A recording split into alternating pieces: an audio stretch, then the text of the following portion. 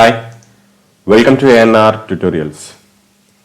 RRB, NTPC మరియు group డికి examination dates వచ్చాయి మనకు తెలుసు. సో ఇది చెప్పండి, ఫస్ట్ ఆఫ్ ఆల్ ఎంతమంది ఇంకా కొద్దిగా టైం ఉంటే బాగుంది అనుకుంటున్నారు నాకు కింద ఖచ్చితంగా కమెంట్ సెక్షన్లో తెలియజేయండి. అంటే అందరూ అనుకోరు, కాకపోతే కొంతమంది అయినా సరే ఇంకొద్ది టైం దొరికితే బాగుండు అనుకుంటారు. మొన్నటిదాకా ఎగ్జామినేషన్ డేట్స్ వస్తే బాగుండు అనుకున్న వాళ్ళు కూడా అయ్యో ఇంకొక నెల టైం దొరికితే బాగుండు అనుకున్న వాళ్ళు చాలా మంది ఉంటారు.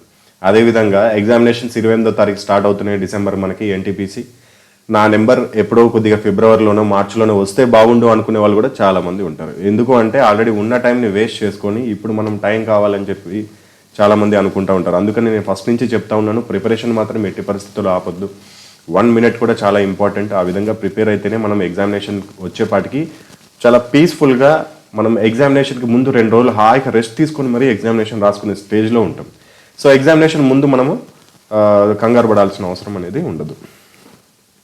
సో ఈ వీడియో మనం స్టార్ట్ చేసే ముందు ఆల్రెడీ మన దగ్గర కోర్స్ తీసుకున్న వాళ్ళకి కరెంట్ అఫైర్స్ కూడా మనం ఇప్పుడు ఫ్రీగా ప్రొవైడ్ చేస్తున్నాం. అంతకుముందు ఆ కోర్సులో మనము అసలు కరెంట్ అఫైర్స్ గురించి ఇస్తామని చెప్పలేదు, కానీ ఇప్పుడు వాళ్ళకి కరెంట్ అఫైర్స్ కూడా మనం ఫ్రీగా ఇవ్వడం జరుగుతుంది విత్ స్టాటిక్ జీకే.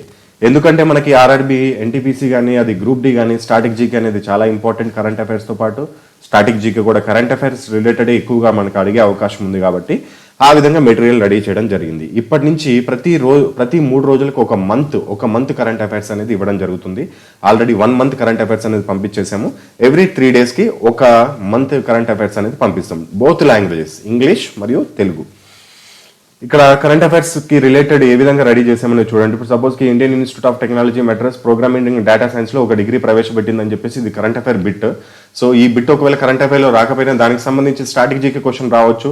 మొత్తం ఎన్ని ఐఐటీస్ ఉన్నాయని చెప్పేసి మనకి రావచ్చు. అసలు ఐఐటి యాక్ట్ అనేది ఎప్పుడు పబ్లిష్ అయింది, అంటే ఎప్పుడు చట్టం చేయబడింది అనేది కూడా మనకి ఒక క్వశ్చన్ అనేది రావచ్చు. కాబట్టి మనం దానికి సంబంధించి స్టాటిక్ జీకే కూడా మనం రూపొందించడం జరిగింది. ఆ విధంగా ప్రతి ఒక్క దానికి స్టాటిక్ జీకే అనేది రూపొందించడం జరిగింది. సపోజ్కి మధ్యప్రదేశ్ గురించి ఒకటి వస్తే దాని గవర్నర్ కానీ చీఫ్ మినిస్టర్ కానీ ఎవరనేది, అదేవిధంగా ఇక్కడ చూడండి, ఇక్కడ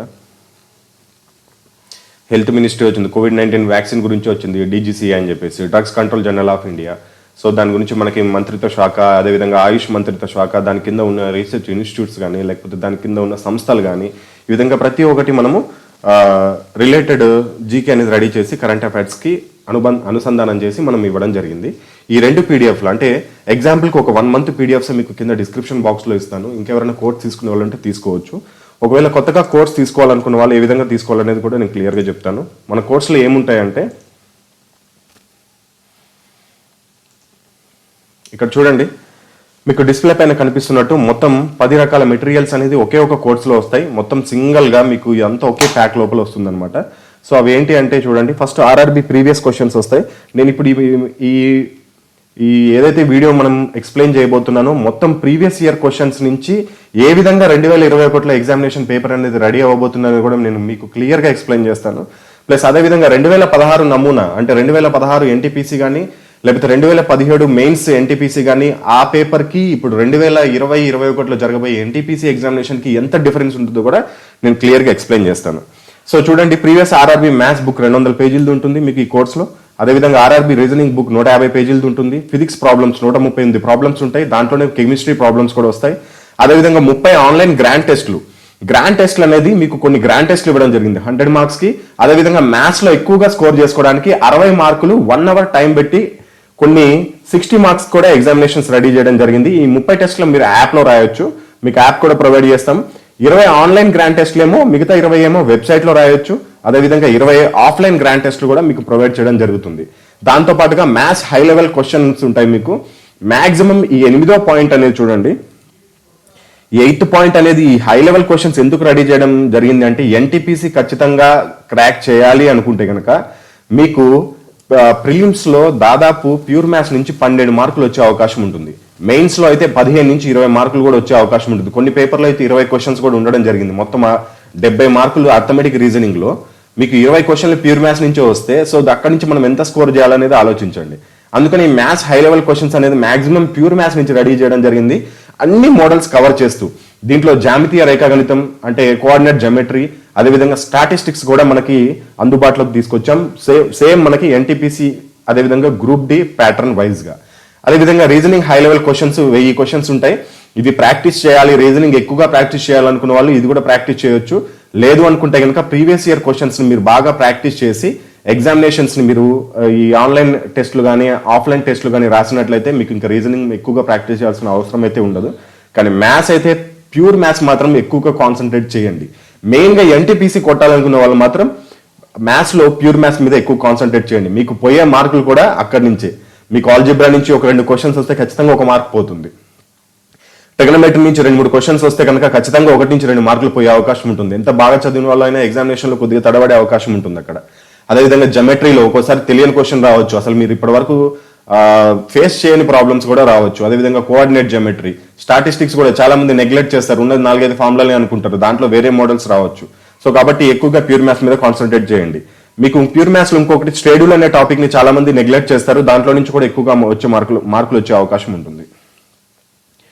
ఇక 9వ పాయింట్ చూడండి, జీకే సైన్స్ అండ్ టెక్నాలజీ మొత్తం 4000 బిట్లు plus science and technology, science గురించి థియరీ కూడా వస్తుంది. Only science and technology theory కూడా వస్తుంది. ఎందుకంటే మెయిన్ గా గ్రూప్ డి వాళ్ళకి ఇంపార్టెంట్ కాబట్టి ఆ థియరీ కూడా ప్రొవైడ్ చేసాం. అదేవిధంగా ప్రతి ఒక్క టాపిక్ నుంచి మీకు ప్రీవియస్ ఇయర్ క్వశ్చన్స్ మొత్తం 4000 బిట్లు అనేది మీకు అందుబాటులో కొంచెం. అదేవిధంగా 100 అబౌవ్ జీకే టాపిక్స్ అని చెప్పేసి దీంట్లో ఆల్రెడీ 60 టాపిక్స్ వచ్చేసి మీకు యాప్ లో ఉంటాయి, 60 టాపిక్లు మీకు యాప్ లో ఉంటాయి. మిగతా 40 పైన మీకు యాక్చువల్లీ ఇక్కడ ఓన్లీ 100 అని చెప్పాం, కానీ మీకు 100 కంటే ఎక్కువనే కవర్ అవుతాయి.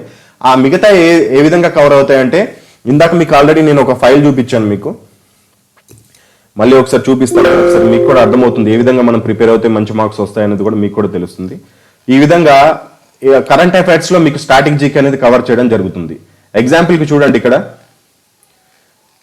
డిఆర్డిఓ అని చెప్పేసి మనకి ఇక్కడ ఒక కరెంట్ అఫైర్ వచ్చింది. కరెంట్ అఫైర్ కి సంబంధించి ఏమొచ్చిందంటే, మనకి ఢిల్లీలో ఒక హాస్పిటల్ అనేది 12 రోజుల రికార్డు సమయంలో మనకి డిఆర్డిఓ అనేది నిర్మించింది. సో ఇది ఒక కరెంట్ అఫైర్ బిట్. దానికి సంబంధించి డిఆర్ఓడిఓ గురించి మొత్తం మనం స్ట్రాటజీకి అనేది మీకు రెడీ చేసి ఇవ్వడం జరిగింది. ఓన్లీ డిఆర్డిఓ ఇప్పుడు దాని రెస్పాన్సిబుల్ మినిస్టర్ ఎవరు, అదేవిధంగా ఏజెన్సీ ఎగ్జిక్యూటివ్ సతీష్ రెడ్డి గారు అని చెప్పేసి అది ఎప్పుడు ఎస్టాబ్లిష్ అయింది, అదేవిధంగా దాని అనుబంధ సంస్థలు, ఇవి మాక్సిమం ఎక్కువ చదవరు, దీని అనుబంధ సంస్థలు కూడా. ఈ విధంగా స్టాటిక్ జీకే అనేది కరెంట్ అఫైర్స్ లో మొత్తం కవర్ చేయడం జరుగుతుంది. సో ఈ విధంగా మనకి arithmetic, reasoning, static GK, current affairs, అదేవిధంగా 4000 బిట్స్, అదేవిధంగా high level questions maths, reasoning, 50 grand టెస్ట్లు మొత్తం ఆన్లైన్, 20 ఆఫ్లైన్ గ్రాండ్ టెస్ట్లు మొత్తం ఈ మనకి మెటీరియల్లో మీకు దొరుకుతాయి. సో ఇది ఏ విధంగా తీసుకోవాలి అనుకుంటే, మీకు దీని కాస్ట్ వచ్చేసి మొత్తం 850 రూపీస్ ఉంటుంది. 850 రూపీస్ మీరు ఇక్కడ కనిపిస్తున్న ఫోన్ పే కానీ, గూగుల్ పే కానీ, పేటిఎం కానీ, ఈ మూడింటికి సేమ్ నెంబర్, ఈ నెంబర్లకు మీరు అమౌంట్ పే చేసుకొని ఆ స్క్రీన్ షాట్ ని సేమ్ ఇదే నెంబర్ వాట్సాప్ కి కనుక పంపించినట్లయితే విత్-ఇన్ 4 hours లోపల మీకు ఆ మెటీరియల్ అనేది వాట్సాప్ కి రావడం జరుగుతుంది. మ్యాథ్స్ కి కానీ ప్రతి ఒక్క దానికి సొల్యూషన్ ఉంటుంది. మ్యాథ్స్ కి సొల్యూషన్ ఉంటుంది, రీజనింగ్ కి సొల్యూషన్ ఉంటుంది, అదేవిధంగా ఆన్లైన్ టెస్ట్లకు కూడా సొల్యూషన్ డైరెక్ట్ పీడిఎఫ్ వైజ్ గా మీకు యాప్ లోనే ఉంటాయి. మీరు డైరెక్ట్ దానిపైన క్లిక్ చేసి డౌన్లోడ్ చేసుకోవచ్చు. మినిమం ఇప్పటి నుంచి రోజుకు ఒక గ్రాండ్ టెస్ట్ రాయండి, 30 రోజులు 30 గ్రాండ్ టెస్ట్లు రాయండి.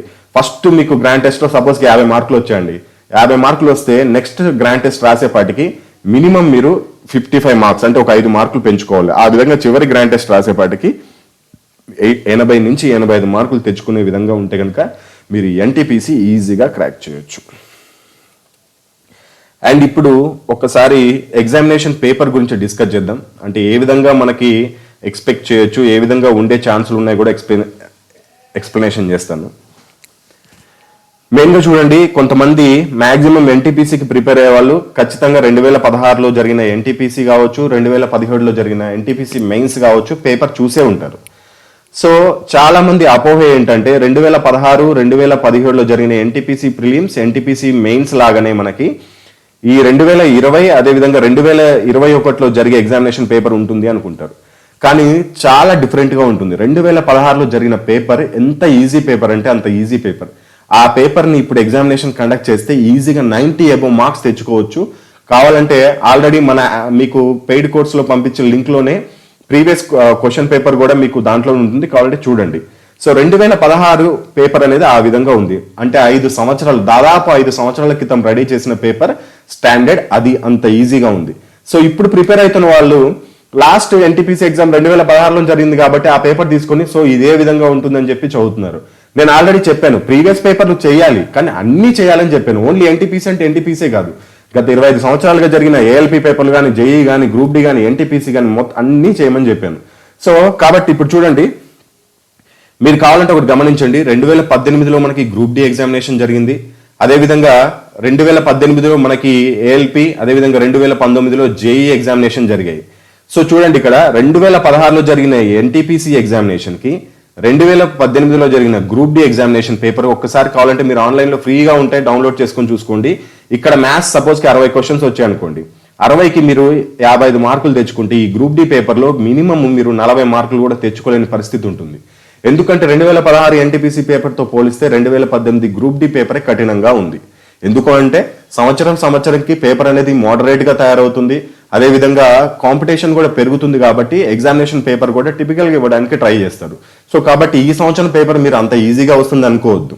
నేను ఎందుకు మిమ్మల్ని ఇలా చెప్తున్నానంటే మీరు దీనివల్ల భయపడాల్సిన అవసరం ఏం లేదు. కొద్ది జాగ్రత్త తీసుకొని బాగా ప్రిపేర్ అవుతారో ఉద్దేశంతోనే చెప్తున్నాను. ప్రతి ఒక్క పాయింట్ని నెగ్లెక్ట్ చేయొద్దు. అర్థమెటిక్ రీజనింగ్ చేసేటప్పుడు బైహార్ట్ అనేది చేయొద్దు. ఫార్ములాస్ అనేది రెగ్యులర్గా ప్రతిరోజు ఉదయం అనేది ఒక బుక్లో నోట్ చేసుకుని ఫార్ములాస్ అనేది రోజు ప్రాక్టీస్ చేయాలి. ఇక 2018 గ్రూప్ డి పేపర్ ఆ విధంగా పక్కన పెట్టుకుంటే 2019లో జరిగిన మనకి జేఈ ఎగ్జామినేషన్ చూసుకోండి. 2018 గ్రూప్ డి పేపర్ కి 2019 పేపర్ కి చాలా డిఫరెన్స్ ఉంది. ఇంకా టిపికల్ రేంజ్ అనేది పెరిగింది. సో ఆ విధంగా చూసుకుంటే మనకి 2020, 2021లో జరిగే ఎగ్జామినేషన్ పేపర్ అనేది ఏ విధంగా వస్తుందో మనం అర్థం చేసుకోవచ్చు. అదేవిధంగా ఈసారి షిఫ్ట్లు ఎక్కువగా ఉన్నాయి. సో కాబట్టి పేపర్ ఇంకా మోడరేటివ్ గా తయారు చేయాల్సి వస్తుంది. సో ఇవన్నీ దృష్టిలో పెట్టుకొని ఎవరైతే నెగ్లిజెన్స్ బాగా పెట్టుకున్నారో, ఆ పేపర్ చూసుకుని నెగ్లిజెన్స్ పెట్టుకున్నారో వాళ్ళు ఒకసారి మీ స్ట్రెంగ్త్ని ఒక్కసారి బేరీజు వేసుకుంటారని నేను అనుకుంటున్నాను. సో ఇది మెయిన్గా. ఇంకా నెక్స్ట్ దీని గురించి ఒక 2-3 వీడియోస్ చేస్తాను క్లియర్గా. ఒక్కొక్క దాంట్లో ఒక్కొక్క పాయింట్ గురించి మీకు డిస్కస్ చేస్తాను. దీని గురించి మీకు ఏదైనా డౌట్స్ ఉంటే నాకు క్లియర్గా కమెంట్ చేయండి. నేను ఖచ్చితంగా అందరికీ రిప్లై అవడానికి ప్రయత్నిస్తాను. All the best. జై హింద్.